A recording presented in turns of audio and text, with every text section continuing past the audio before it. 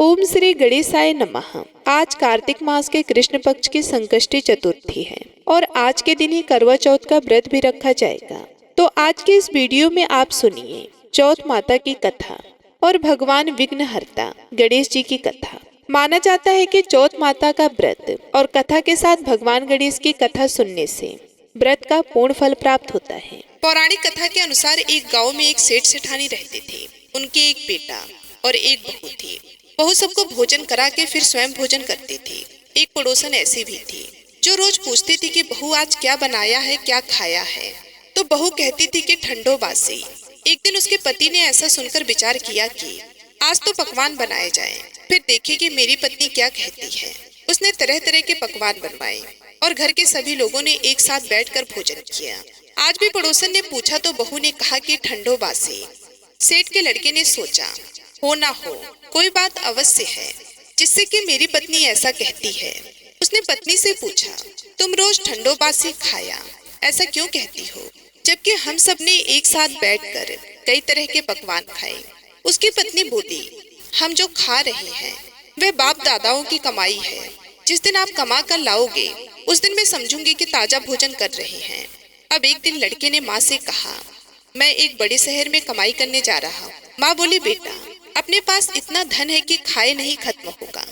माँ के मना करने पर भी बेटे ने स्वयं कमाने का दृढ़ निश्चय कर लिया और जाते समय पत्नी से कहा कि मैं जब तक कमाकर बहुत सा धन लेकर ना आऊं तुम चूल्हे की आग मत बुझने देना। एक दिन चूल्हे की आग बुझ गई तो वह मन ही मन घबराने लगी, कहीं मेरे पति पर संकट तो नहीं आन पड़ा। जल्दी से पड़ोसन से आग लाकर चूल्हे में रख दो। ऐसा विचार करके पत्नी पड़ोस में गई। वहाँ पड़ोसन चौथ माता का व्रत और पूजन कर रही थी। पड़ोसन ने कहा थोड़ी देर में आकर ले जाना। तो बहू ने पड़ोसन से पूछा आप यह व्रत क्यों करती हो, इससे क्या मिलता है। पड़ोसन ने कहा कि चौथ माता के इस व्रत को करने से अन्न और लक्ष्मी मिलती है और अपनी मनोकामनाएं पूर्ण होती है। अब वह भी चौथ माता का व्रत करने लगी। दीवार पर उसने चौथ माता का चित्र बनाया। उस दिन घी और गुड़ का चूरमा बनाकर रात्रि को चंद्रमा को अर्घ देकर उसने भोजन किया। ऐसा करते करते बहुत दिन हो गए। चौथ माता ने उस बहू के पति को सपना दिया कि साहूकार का बेटा तू जाग, तेरी पत्नी तुझे बहुत याद कर रही है। घर जाकर उसकी चिंता मिटा दे तो दुकान खोलकर कंकु केसर का पगलिया बना के बैठ जाना। आज तेरा हिसाब किताब चुकता हो जाएगा। अब तो चौथ माता ने जैसा कहा था वैसा ही हुआ। उसने घर जाने की तैयारी की और गाड़ी भर के धन दौलत लेकर चल दिया। रास्ते में एक बड़ा सा काला नाग फन फैलाए बैठा था और कहने लगा कि आज तो मैं तुझे डसूंगा, छोड़ूंगा नहीं। आज तेरी आयु पूरी हो गई है। सेठ के लड़के ने कहा आज चौथ माता ने मुझे सपना दिया तो मैं पत्नी से मिलने घर जा रहा हूँ।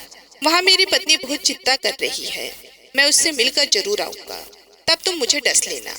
नाग ने कहा तुम शपथ पूर्वक कहकर जाओ तो मैं तुम्हें जाने दूं, परंतु लौट कर नहीं आए तो तुम्हारे घर आकर मैं तुम्हें डस लूंगा। इस प्रकार सांप को वचन देकर वह घर पहुंचा। वहाँ सभी से हंसी खुशी से मिला और भोजन करने उदास होकर बैठ गया। उसकी पत्नी ने उदास होने का कारण पूछा तो पति ने काले नाग वाली बात बताते हुए कहा कि यदि मैं उसके पास नहीं जाऊंगा तो वह घर आकर ही मुझे डस लेगा। पत्नी बहुत चतुर थी। उसने कहा कि आप घबराओ नहीं, लेट जाओ, मैं एक उपाय करती हूँ। पत्नी ने कमरे के 7 पेड़ी धोई। पहली पेड़ी पर रेत, दूसरी पर इत्र, तीसरी पर गुलाब फूल, चौथी पर कंकु केसर, 5वीं पर लड्डू पेड़ा, 6ठी पर गादी गलीचा और 7वीं पेड़ी पर दूध का कटोरा भरकर रख दिया। इस प्रकार वे 7 ही पेड़ी सजा कर बैठ गई। आधी रात होते ही नाग आकर पेड़ी पर चढ़ने लगा।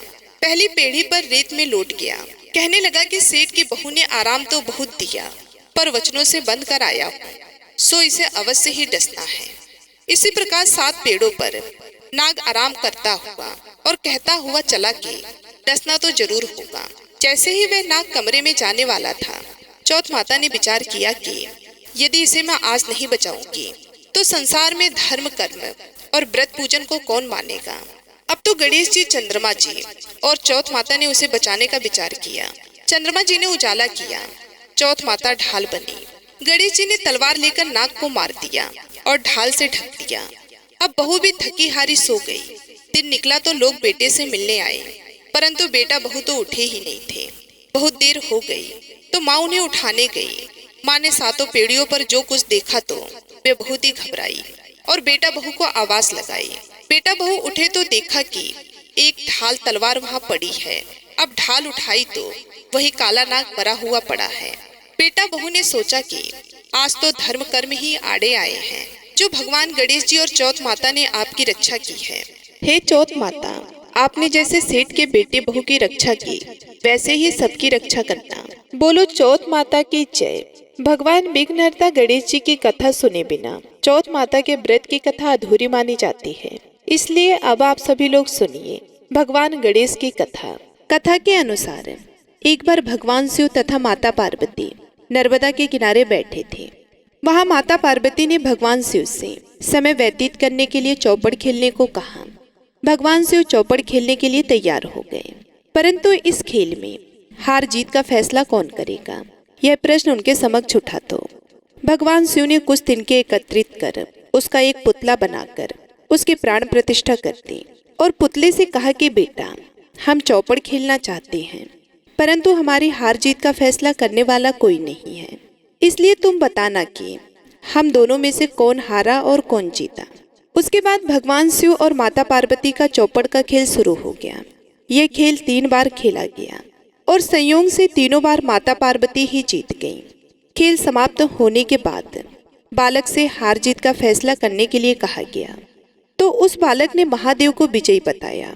यह सुनकर माता पार्वती क्रोधित हो गई और क्रोध में उन्होंने बालक को लंगड़ा होने, कीचड़ में पड़े रहने का श्राप दे दिया। बालक ने माता पार्वती से माफी मांगी और कहा कि यह मुझसे अज्ञानतावश ऐसा हुआ है, मैंने किसी द्वेष भाव में ऐसा नहीं किया। बालक द्वारा क्षमा मांगने पर माता ने कहा, यहाँ गणेश पूजन के लिए नाग कन्याएं आएंगी, उनके कहे अनुसार तुम गणेश व्रत करो, ऐसा करने से तुम मुझे प्राप्त करोगे। ये कहकर माता पार्वती शिव के साथ कैलाश पर्वत पर चली गई। 1 वर्ष के बाद उस स्थान पर नाग कन्याएं आई। तब नाग कन्याओं से श्री गणेश के व्रत के विधि मालूम करने पर उस बालक ने 21 दिन लगातार गणेश जी का व्रत किया।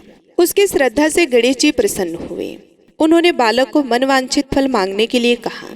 उस पर उस बालक ने कहा कि हे विनायक, मुझ में इतनी शक्ति दीजिए कि मैं अपने पैरों से चलकर अपने माता पिता के साथ कैलाश पर्वत पर पहुंच सकूं और वे यह देखकर प्रसन्न हों। तब बालक को वरदान देकर श्री गणेश जी अंतर ध्यान हो गए। उसके बाद वह बालक कैलाश पर्वत पर पहुंच गया और कैलाश पर्वत पर पहुंचने की अपनी कथा उसने भगवान शिव को सुनाई। चौपड़ वाले दिन से माता पार्वती शिव जी से विमुख हो गई थी, अतः देवी के रुष्ट होने पर भगवान शिव ने भी बालक के बताए अनुसार 21 दिनों तक श्री गणेश का व्रत किया। इस व्रत के प्रभाव से माता पार्वती के मन से भगवान शिव के लिए जो नाराजगी थी वह समाप्त हो गई। तब यह व्रत विधि भगवान शंकर ने माता पार्वती को बताई। यह सुनकर माता पार्वती के मन में भी अपने पुत्र कार्तिकेय से मिलने की इच्छा जागृत हुई।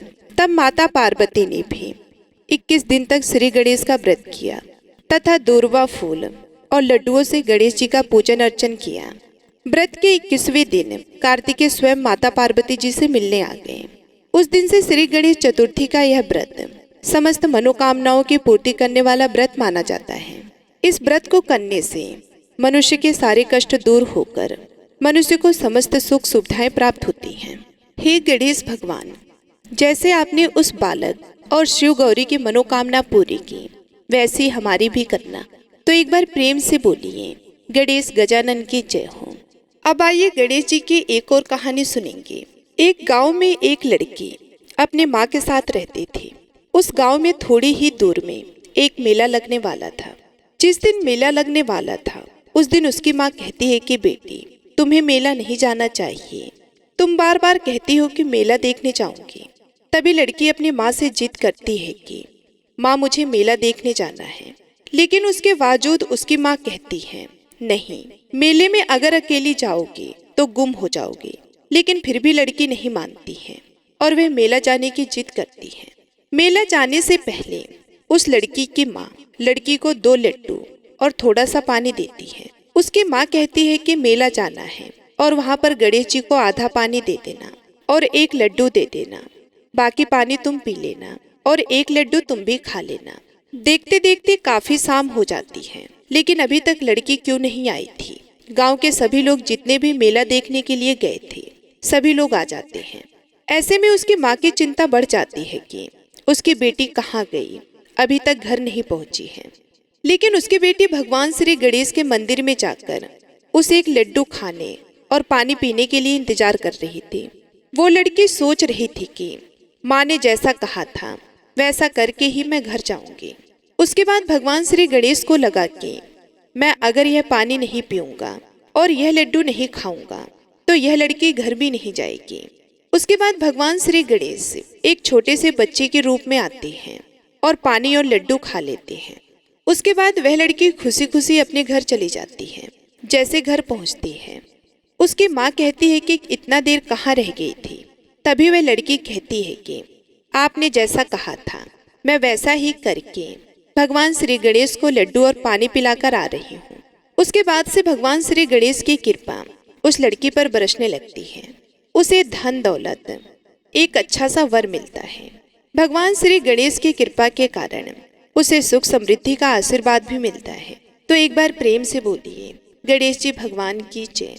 हे गणेश जी महाराज, जैसे कृपा दृष्टि आपने उस लड़की पर की वैसे कहानी को कहने वाले, हुकार भरने वाले और सुनने वाले सभी पर अपनी दया दृष्टि बनाए रखना। आइए अब गौरीपुत्र गणेश भगवान जी की बहुत ही सुंदर कथा सुनती हैं। एक बार भगवान गणेश बाल रूप में चुटकी भर चावल और चम्मच में दूध लेकर पृथ्वी लोक में निकले। वे सबको अपनी खीर बनाने को कहते जा रहे थे पर सबने उनकी बात को अनदेखा किया। इसी दौरान एक गरीब बुढ़िया ने उनका खीर बनाना स्वीकार कर लिया। एक भगोना चूल्हे पर चढ़ा दिया। इस पर गणेश जी ने घर का सबसे बड़ा बर्तन चूल्हे पर चढ़ाने को कहा। बुढ़िया ने बाल लीला समझते हुए घर का बड़ा भगोना उस पर चढ़ा दिया। कुछ देर में ही एक चमत्कार हुआ। गणेश जी के दिए चावल और दूध बढ़ गए और पूरा भगोना उससे भर गया। इसी बीच गणेश जी नहाने के बाद खीर खाने की बात कहते हुए वहां से चले गए। पीछे से बुढ़िया के पोते पोती आए तो भूख लगने पर बुढ़िया ने उन्हें वह खीर खिला दी। खीर बनते देख रही पड़ोसन को भी बुढ़िया ने कटोरा भरकर खीर दे दी। बेटे की बहू ने भी चुपके से एक कटोरा खीर खाने के साथ एक कटोरा खीर छिपा दी। इसके बाद भूख लगी तो बुढ़िया ने भी खाने के लिए खीर हाथ में ले ली और बोली, आजा रे गणेशवा, खीर खा ले। तभी गणेश जी वहाँ पहुँच गए और बोले कि मैंने तो खीर पहले ही खा ली। जब बुढ़िया ने पूछा कि कब खाई, तब वो बोले कि जब तेरे पोते पोती पड़ोसन व बहू ने खाई तभी मेरा पेट भर गया। इसके बाद जब बुढ़िया ने बाकी बची खीर के उपयोग के बारे में पूछा तो गणेश जी ने उसे नगर में बांटने को कहा। जब बुढ़िया ने खीर बांटी तो राजा को भी इसका पता चल गया। इस पर उसने बुढ़िया को अपने दरबार में बुला लिया। सारा माजरा जानकर उसने बुढ़िया की खीर का भगोना अपने पास मंगा लिया। पर राजा के महल में जैसे ही वह पहुंचा तो उसमें कीड़े मकोड़े व जहरीले जानवर गिर गए। यह देख राजा ने वह बर्तन वापस बुढ़िया को दे दिया, जो उसके घर ले जाते ही वापस पहले जैसा हो गया। इसके बाद बुढ़िया ने फिर गणेश जी से बची हुई खीर के उपयोग के बारे में पूछा तो उन्होंने झोपड़ी के कोने में गाड़ देने को कहा। ऐसा कर बुढ़िया रात को सो गई और गणेश जी उसकी झोपड़ी को लात मारते हुए अंतर्ध्यान हो गए। अगले दिन जब बुढ़िया उठी तो उसे अपने झोपड़ी महल में बदली हुई और खीर के बर्तन सोने जवाहरातों से भरे मिले। गणेश जी की कृपा जानकर बुढ़िया काफी प्रसन्न हो गई। हे गणेश जी महाराज, आपने जैसा फल बुढ़िया को दिया वैसा सबको देना। कथा कहने वाले व हुकार भरने वाले और आसपास के सुनने वाले सबके भंडार भरे रखना। बोलिए गणेश जी महाराज की जय, भगवान शिव की जय, माता पार्वती की जय। अब आइए सुनते हैं लप्सी और तपसी की कथा, जो कि हर व्रत के बाद में अवश्य सुनना चाहिए, क्योंकि ऐसा कहा जाता है कि बगैर लप्सी और तपसी की कथा सुने बगैर कोई भी व्रत कथा पूर्ण नहीं होता। तो आइए बड़ी ही श्रद्धा से लप्सी और तपसी की कथा को सुनते हैं। एक लप्सी था, एक तपसी था। तपसी हमेशा भगवान की तपस्या करता था। तपसी हमेशा भगवान की तपस्या करता था, लेकिन उसे चोरी करने की आदत थी। लप्सी हमेशा सवा सेर की लप्सी बनाता और पहले भगवान को भोग लगाता, उसके बाद में स्वयं भोजन करता। दोनों भाइयों का यही नियम था। तो एक दिन किसी बात को लेकर दोनों में कहासुनी हो गई। तो तपसी बोला कि मैं रोजाना भगवान की तपस्या करता हूँ, इसलिए मैं बड़ा हूँ। तो तो लपसी बोला कि मैं रोज भगवान को 1.25 सेर की लपसी का भोग लगाता हूँ, इसलिए मैं बड़ा हूँ। ऐसा कहते हुए दोनों जोर जोर से लड़ने लगे। तभी वहां से नारद जी गुजर रहे थे। दोनों को लड़ता हुआ देखकर वहां आए और उनसे पूछा कि तुम दोनों क्यों लड़ रहे हो। तो दोनों ने अपने आप को बड़ा बताया और साथ में बड़ा होने का कारण भी बताया। तो नारद जी बोले कि मैं तुम्हारा फैसला कर दूंगा, कल आऊंगा, बता भी दूंगा कि तुम दोनों में से कौन बड़ा है। दूसरे दिन लपसी और तपसी नहाकर अपने रोज की भक्ति करने आए। तो नारद जी ने छुपकर 1.25 करोड़ की एक एक अंगूठी उन दोनों के आगे रख दी। जैसे ही भक्ति करते हुए तपसी की नजर उस अंगूठी पर पड़ी तो उसने चुपचाप उस अंगूठी को उठाई और अपने पैरों के नीचे दबा ली। लपसी की नजर अंगूठी पर पड़ी, लेकिन उसने ध्यान नहीं दिया। उसने पहले भगवान को भोग लगाया और फिर स्वयं भोजन करने के लिए बैठ गया। थोड़ी देर बाद नारद जी सामने आए तो दोनों ने पूछा कि अब बताओ, हम में से कौन बड़ा है। तो नारद जी ने तपसी से खड़ा होने के लिए कहा तो वे खड़ा हुआ तो उसके पैर के नीचे दबी हुई अंगूठी दिखाई दी। तो नारद जी ने तपसी से कहा कि तपस्या तो तुम रोज करते हो, लेकिन इतनी तपस्या करने के बाद भी तुम्हारी चोरी करने की आदत नहीं गई। ये अंगूठी मैंने ही तुम दोनों के आगे रखी थी। मैं ये देखना चाहता था कि तुम दोनों में से किसके मन में लालच है। तो तुझे तो अंगूठी दिखाई पड़ते ही झट से अपने पैरों के नीचे दबा ली। लेकिन लपसी का ध्यान अंगूठी पर जाने के बाद भी लपसी ने अंगूठी को नहीं उठाया और ना ही ध्यान दिया। उसने सिर्फ अपने भगवान जी में ध्यान रखा, उन्हें भोग लगाया और बाद में स्वयं भोजन करने लगा। इसलिए लपसी बड़ा है और तुम्हें तुम्हारी तपस्या का कोई भी फल मिलने वाला नहीं है। जितनी चाहे मर्जी तुम तपस्या कर लो, तुम्हें इसका कोई भी फल नहीं मिलेगा। तो तपसी को यह सुनकर बहुत ही दुख हुआ और वे शर्मिंदा होकर नारद जी से माफी मांगने लगा और कहने लगा, आज तक की मेरी गलती माफ करो और मुझे बताओ कि मेरी तपस्या का फल कैसे मिलेगा। आज के बाद कभी भी मैं चोरी नहीं करूंगा। तो नारद जी ने कहा कि यदि कोई गाय और कुत्ते को रोटी नहीं बनाएगा तो उसका फल तुझे मिलेगा।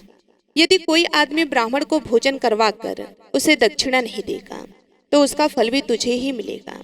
अगर किसी को सूत वाली साड़ी अगर हम देते हैं, उसके ऊपर अगर भेंट स्वरूप कुछ रुपए नहीं देंगे तो उसका फल भी तुझे ही मिलेगा। अगर कोई व्यक्ति दिए से दिया जलाएगा तो उसका फल भी तुझे ही मिलेगा।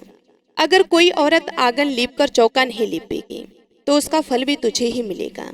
यदि कोई व्रत कथा में सारी कहानी सुन ले लेकिन तुम्हारी कहानी ना सुने तो उसका फल भी तुझे ही मिलेगा।